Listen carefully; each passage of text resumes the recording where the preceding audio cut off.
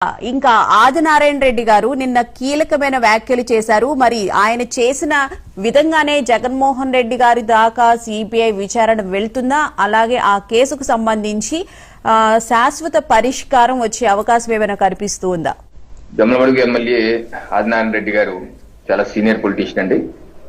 రాష్ట్ర రాజకీయాల్లో 1990 నుంచి 3.5 దశాబ్దాలుగా రాష్ట్ర రాజకీయాల్లో ఉన్నటువంటి సీనియర్ నేత. వారు 2011 వరకు 1990 నుంచి 2011 వరకు కాంగ్రెస్ పార్టీలో ఉన్నారు. జమ్మలమడుగు అంటే కడప జిల్లా పులివెందులకి పక్క నియోజకవర్గం. సో 2004లో 2009లో వారు ఎమ్మెల్యేగా గెలిచారు జమ్మలమడుగు నుంచి. సో కాంగ్రెస్ పార్టీలో అతి వైఎస్ కుటుంబానికి కూడా అత్యంత దగ్గరగా చూసినటువంటి వ్యక్తి. ఆ తర్వాత వారు 2011లో వైసీపీ పార్టీ అంటే జగన్మోహన్ రెడ్డి గారి పార్టీలో జాయిన్ అయ్యారు. 2014లో వైసీపీ నుంచి గెలిచారు. ఆ తర్వాత 2016లో టీడీపీ జాయిన్ అయ్యారు. ఆ తర్వాత మంత్రి అయ్యారు. ఆ తర్వాత 2019లో బీజేపీ జాయిన్ అయ్యారు. ఇప్పుడు 2024లో బీజేపీ నుంచి ఎమ్మెల్యేగా గెలవడం జరిగింది. సో సుదీర్ఘమైన రాజకీయ జీవితమే కాదు, వారు వైఎస్ కుటుంబంతో కూడా జగన్మోహన్ రెడ్డి గారితో కూడా అత్యంత దగ్గరగా పనిచేసినటువంటి వ్యక్తి.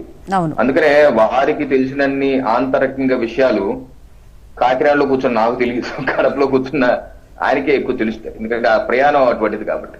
ఈ వైఎస్ వివేక హత్య గురించి బోడ గారు మొదటి నుంచి అంటే జగన్మోహన్ రెడ్డి గారు 2019 హత్య జరిగినప్పుడు ప్రతిపక్ష నాయకుడిగా ఉన్నారు ఆయన. ఆ రోజు మంత్రిగా ఉన్నటువంటి ఆదినారాయణ రెడ్డి గారి మీద ఇది చంద్రబాబు నాయుడు గారితో పాటు ఈ రకంగా నారాసుర రక్త చరిత్ర అని చెప్పి వాళ్ళ పేపర్లో పెద్ద పెద్ద ఫోటోలు వేసి హత్య చేసింది కేవలం చంద్రబాబు నాయుడు గారు, ఆదినారాయణ రెడ్డి గారు, అలాగే సతీష్ రెడ్డి గారు, అలాగే బీటెక్ రవి గారు.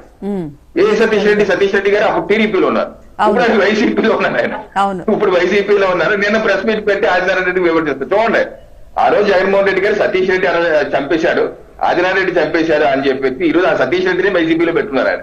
చూడండి వాళ్ళు డొలతనం, ఎంత అబద్ధ అసత్య ప్రచారం చేస్తారు. ఆ రోజునే ఆదినారాయణ రెడ్డి గారు అన్నారు, నువ్వు అనవసరంగా నన్ను లాగుతున్నావు, నాకేం సంబంధం లేదు, ఇది జగన్ ప్రభుత్వం వచ్చినప్పుడు కూడా ఎప్పుడు ఆదినారాయణ రెడ్డి గారి టార్గెట్, ఇది వివేకానంద రెడ్డి హత్య చేసింది ఆదినారాయణ రెడ్డి అని చెప్పి.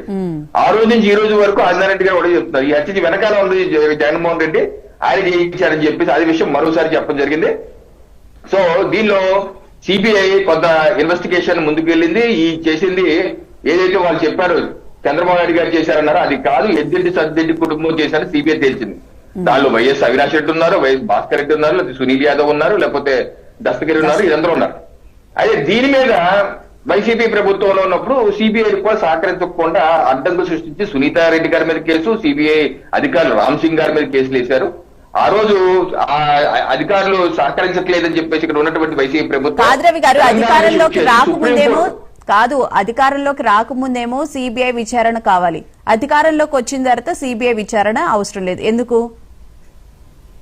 అదే మరి వాళ్ళకు ఉన్నటువంటి గజకన్న గోకన్న తప్పు టమాటా విద్యులు.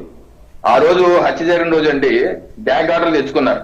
ఏది వీళ్ళేమో చంద్రబాబు నాయుడు గారి మీద బురద రాసేసి టీడీపీ వాళ్ళు కానీ వేరే వాళ్ళు కానీ ఆ విమర్శలు చేయలేకుండా గ్యాగ్ ఆర్డర్ తెచ్చుకున్నారు. సిట్ వేస్తే సిట్ వద్దు మాకు సిబిఐ అన్నారు. అలా ప్రచారం చేసి ఎన్నికల్లో లబ్ధి పొంది సింపతి కార్డులు లబ్ధి పొందారు. లబ్ధి పొందే సిబిఐ నాకు అక్కర్లేదని చెప్పన్నారు. సునీతారెడ్డి గారి కోర్టుకు వెళ్తే సిబిఐ హైకోర్టు ఆదేశిస్తేనేమో ఆ సిబిఐకి సహకరించకుండా అధికారులను ఇబ్బంది పెట్టడం, దానిలో కొంతమంది సాక్షులు గంగాధర్ రెడ్డి ఇటువంటి వాళ్ళు ఉంటే ఒక 45 వరకు వాళ్ళ అనుమానాలు మరణించడం, అధికారి మీద సిబిఐ అధికారి రామ్ సింగ్ గారి మీద కేసులు పెట్టడం. దాన్ని సుప్రీంకోర్టు మొన్న చివాట్లు పెట్టి కొట్టేసింది. ఏ రకంగా మీరు సునీతారెడ్డి గారి కేసు పెడతారు, ఏ రకంగా రామ్ సింగ్ గారి కేసు సుప్రీంకోర్టు కొట్టేసి అప్పుడు ఇంకా ఫర్దర్ గా ఏం చేయాలి అంటే సునీతారెడ్డి గారు నాకు అనుమానాలు ఉన్నాయి, ఇంకా ఇన్వెస్టిగేషన్ కంటిన్యూ చేయాలన్నారు. సిబిఐ గారు ఓకే అన్న. ఇదివరకు సిబిఐ ఈ యొక్క ఇన్వెస్టిగేషన్ అంటే మొత్తం సుప్రీంకోర్టు పర్యవేక్షణ జరుగుతుందండి. ఎందుకంటే ఈ యొక్క team DAG CBI DAG Chaurasia గారి ఆధ్వర్యంలో జరుగుతున్నటువంటి ఈ ఇన్వెస్టిగేషన్ వివేకానంద హత్య ఇన్వెస్టిగేషన్ నియమించింది సాక్షాత్ సుప్రీంకోర్టే. సుప్రీంకోర్టే నియమించింది, సెలెక్టివ్ గా తీసుకుని సుప్రీంకోర్టుకే ఈ యొక్క ఛార్జ్ షీట్ చూడండి. ఇది 28/6/2023 సిబిఐ సుప్రీంకోర్టుకి సమర్పించింది 300 page charge sheet, final charge sheet చేసి ఇగో ఇంతవరకు చేస్తే ఫర్దర్ గా మీరు ఏమైనా ఆదేశిస్తే చేస్తామన్నారు.